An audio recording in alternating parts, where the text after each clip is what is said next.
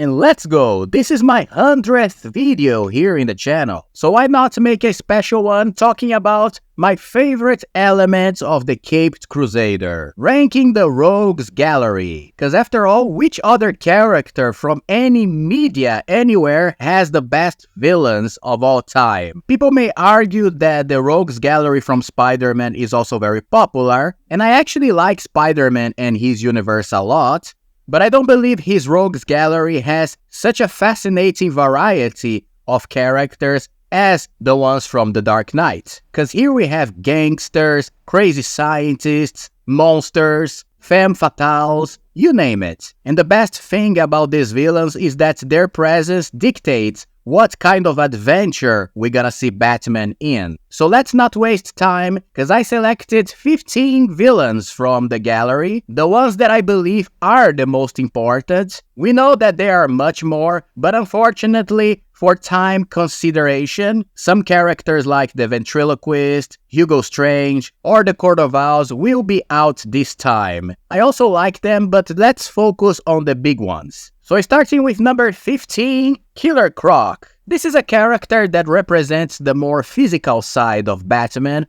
because he has to literally face a monster, but I don't see him as one of the most interesting ones, even though I do like the monster villains of the gallery, sometimes much more than the other ones, because I don't know, I don't think crocodiles are that fascinating, and I think Croc works much more as a side character, and usually he's always a side character in Batman stories. The only time I saw a very good story with Croc was in Batman the Animated Series, in the episode Sideshow, which he was the main villain, but usually he's not a character that appeals to me that much. In live-action form, we have seen him in two versions, one in the first Suicide Squad movie. I thought he was okay, despite being a little too short, and again, he was a side character, and there was a version in the Batwoman TV show, and I gotta say, it's not that bad in terms of look as well. Moving to the number 14, this is going to be a polemic one, but I don't think Two-Face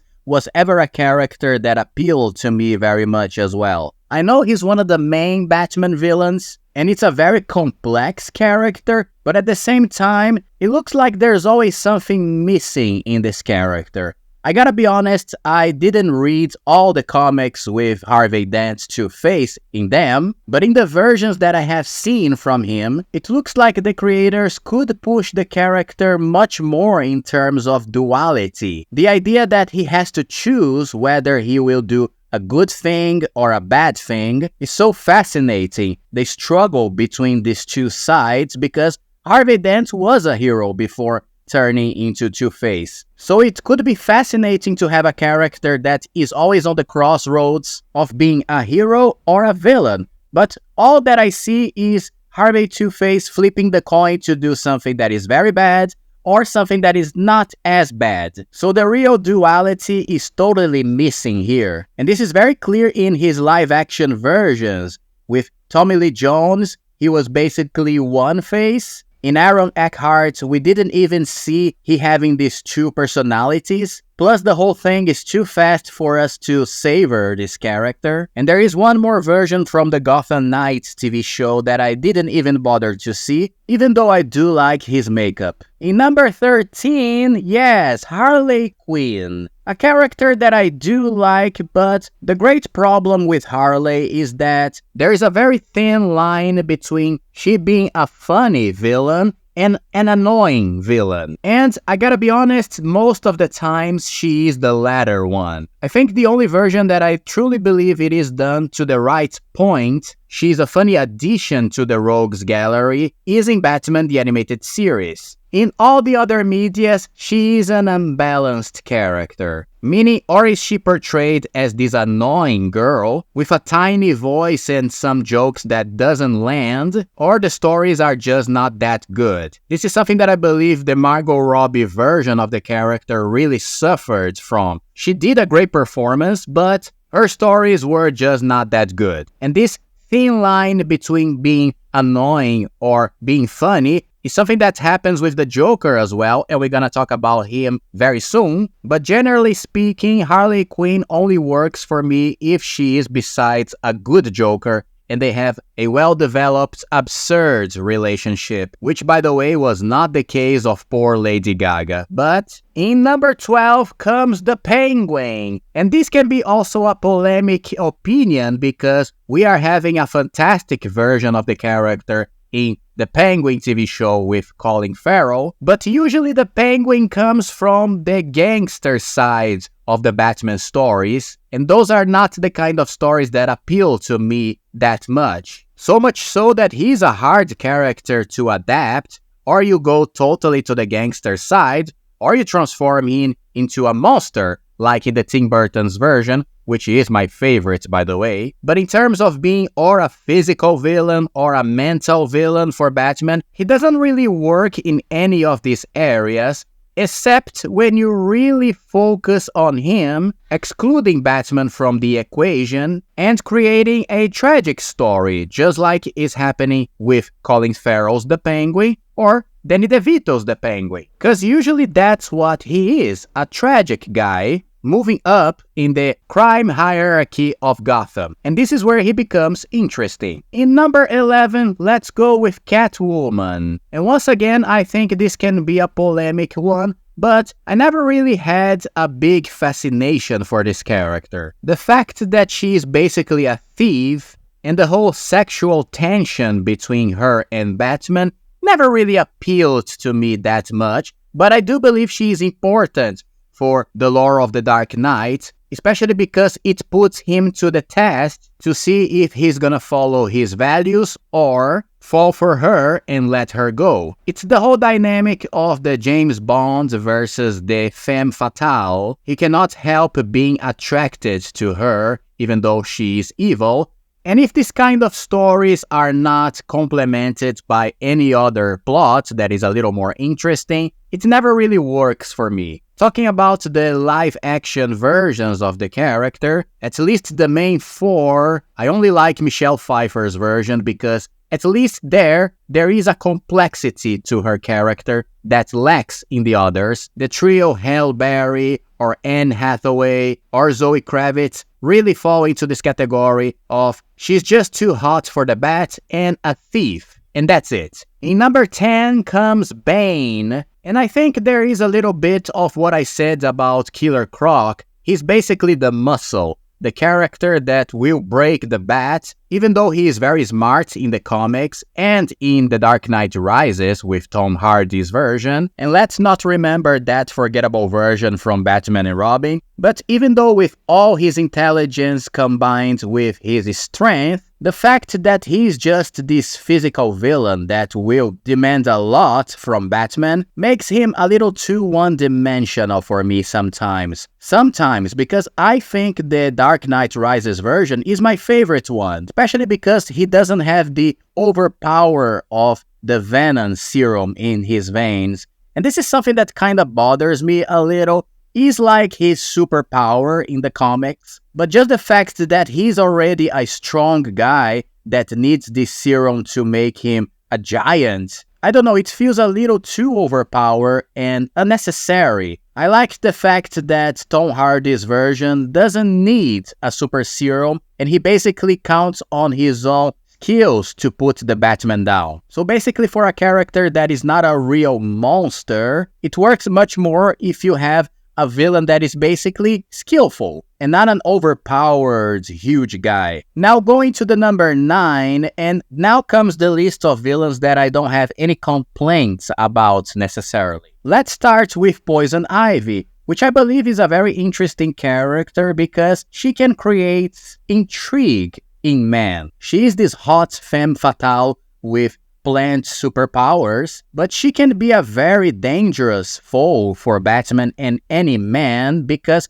she can control them and make them do whatever she wants. Plus, I do like the whole plant motif, which can create great visuals. And now that we got to Poison Ivy, I can mention one detail that I like about her that also applies to Harley Quinn, and it is their relationship. A relationship that, as far as I know, started as a great friendship, but then became a love relationship. And I really like that because it creates this evolution, especially in the Harley Quinn character when she finally decides to move on from the Joker and have a life besides a partner that is not abusive like him. But I also believe it represents an evolution in Poison Ivy because I like when a character as villainous as her decides to let her heart fall for someone, and I wish I could see this in live action someday, especially if it is the Margot Robbie's version as Harley. Speaking about live action, I am absolutely in love by the Poison Ivy of Uma Thurman. I mentioned this in my video about Batman Forever versus Batman and Robin, and I don't care, she is a goddess in that movie. Going to the number 8, the Joker, and again, polemic, I know, but the Joker was never my favorite villain from the Rogues Gallery, and like I said about Harley Quinn, he runs this very dangerous risk of being portrayed as a funny but also scary character, or a very annoying character. I understand that he represents chaos, the total loss of control or insanity in a mind. This is a great counterpoint to Batman, who is basically control, focus, discipline. But at the same time, I believe there are other villains from the Rogues Gallery that represent different challenges for the Caped Crusader that are much more interesting for me. But anyway, I love the Joker, and in the live-action versions there are great choices to decide which is your favorite. I'm always torn between the Heath Ledger and the Jack Nicholson version, but I think I will go with a non-live-action version, that is the Mark Hamill from the Batman the Animated Series. This one is my favorite for sure. In number 7 comes Ra's al Ghul, which for me represents this mystic side of Batman, also this terrorist or James Bondian version of the character that always forces him to have this global adventure with him traveling to exotic and distant places. The whole mystical idea of Ra's being this immortal who always gets his life back at the Lazarus Pit, it's absolutely fascinating. And I think he's a character that challenges Batman in a different way of the others, sometimes being this rival that needs to join forces with the hero to solve some bigger threat. Plus the whole family connection that he brings with his daughter Talia, and she eventually becoming the mother of Batman's son. It's absolutely fantastic because it brings this unexpected connection of the hero with the League of Assassins, a whole criminal organization that he also has to fight against. So when we talk about Ra's al Ghul and Batman, there is a whole legacy of stories behind them that are very different from the other characters, and I love this whole lore. We had some versions in TV shows, but I think the one that people remembers more is the Liam Neeson version from Batman Begins, which didn't have the mystical side to him, unfortunately, but I think it was a great portrayal of the character, even though it is still missing these elements, and I think we need to see that one day in live action as well. In number 6 comes the Riddler, and I think the Riddler is one of the most fascinating villains for me because he really challenges Batman in this mental area. Plus, he's not a villain that is actually after power or money, but he's an egomaniac. The best versions of the character are the ones that Edward Nygma wants to show that he's the smartest man in the room to everybody. And this goes very well with the whole detective side of Batman. That's why I was so disappointed with The Batman and the version of Paul Dano in that movie because I thought he was too smart for Batman in this version. Speaking about the live-action versions, I do like the Paul Dano version in The Batman, even though I think there are some things missing in the character here. I prefer the Jim Carrey's version a little more, but my favorite versions of the character, again, go to the cartoons with the Batman the Animated Series and also The Batman, where he looks like a version of Marilyn Manson, but the portrayal of the character in this cartoon is fantastic. Plus, this is a character that, depending on the version, he can bring a whole technological side to Batman's stories with virtual realities, and things like that. In number 5 comes the Mad Hatter, and I think I love this character because he is basically an obsessive person. This is what I believe more villains should have, an obsession. And in this case here we have a very specific obsession with the whole Alice in Wonderland story, which goes very well with the plot that he can control people's minds, or he actually wants to control people's minds to obey his orders. So he basically is a villain that wants to create his own world of fantasy in the real world. And I absolutely love this concept. I would love to see a live-action version of this. We actually had one in the TV show Gotham, but I didn't see this one, to be honest. But I really want to see a live-action version that has these elements of controlling people's minds and blending reality with fiction. For me, the best version comes from the Arkham games, with the character doing exactly that. Now in number 4 comes Clayface, which again, it's a monstrous villain, but this time I really like this concept.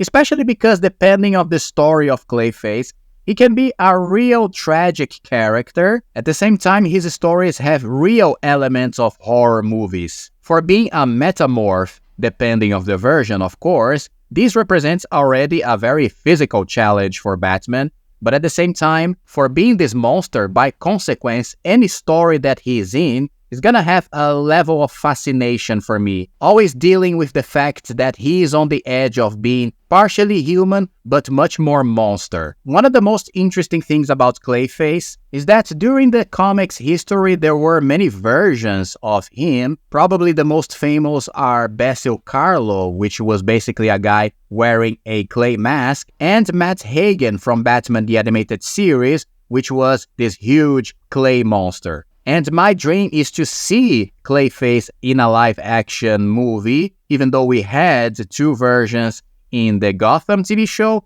and in the Birds of Prey TV show from a long time ago, if people remember that. But if this character shows up in a movie soon, guess which version of him I would like to see. Now in number 3 comes Mr. Freeze, a character that I don't have to explain very much to say how much I love him. First of all, again, a tragic figure in the Batman lore. After the legendary Batman the Animated Series episode Heart of Ice, he got this fantastic dramatic layer from the creators and became a villain with a purpose, to save his wife. And this creates a great challenge for the Batman because he cannot just defeat Freeze, he also wants to help the man. And I think this is the best kind of relationship between a villain and a hero, where the villain brings the humanity inside the hero when they both clash. And once again, I believe the Batman the Animated Series version is my favorite, but I have a thing for the Arnold Schwarzenegger version,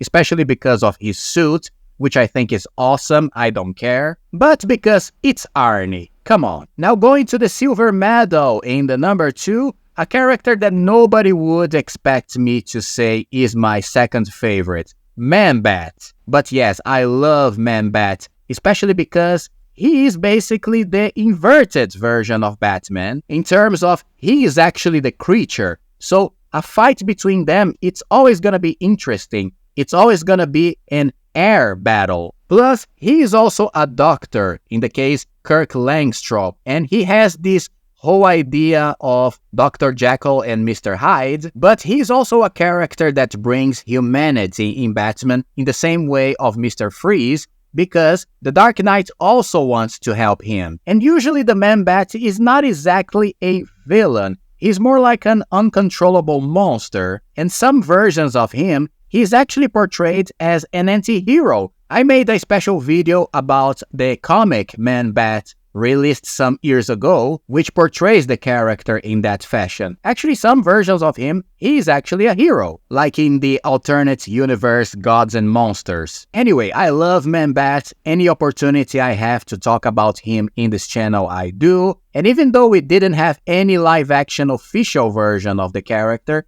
we did have some homages to him, maybe, in Batman Forever in the deleted scene, and also in Batman vs. Superman, where he comes out of Martha Wayne's gravestone. By the way, a very horror-style scene, which shows that this character also brings this horror element to Batman stories. And speaking about horror, my favorite villain of the Rogues Gallery has to be the Scarecrow. This is a character that always has been the most fascinating of the Rogues Gallery for me, but sometimes he is so underwhelming in his portrayals, especially in movies, right? The Cillian Murphy's version from the Dark Knight trilogy is very forgettable, and the Gotham TV show version, which I didn't see again, I think has a cool visual, but I never heard much from it. But I do believe this character has so much potential, especially because he plays with the element that is supposed to be the greatest challenge for the Batman,